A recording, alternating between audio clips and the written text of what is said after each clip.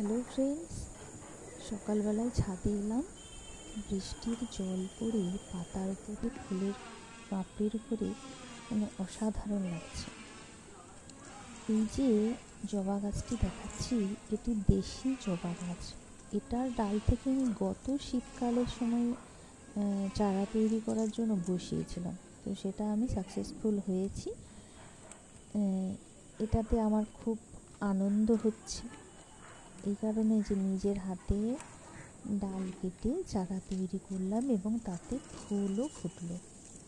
এই যে দেশি জবা, প্রত্যেকটা ব্রাঞ্চে কুঁড়ি ভরে ভরে কুঁড়ি আছে।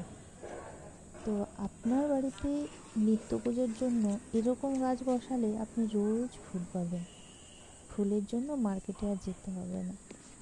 আমি তো তাই জন্য নিজে চারা তৈরি করে নিই।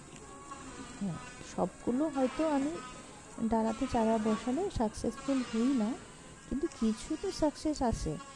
তো এই গাছটা এখন আমার যখন নিজের হাতে তৈরি করা গাছে ফুল ফুটেছে, সেটা দেখে কতটা ভালো লাগছে সেটা আপনি নিশ্চয়ই বুঝতে পারছেন। তো ভিডিওটি কেমন লাগলো সেটা কমেন্ট করে জানাবেন। Thank you.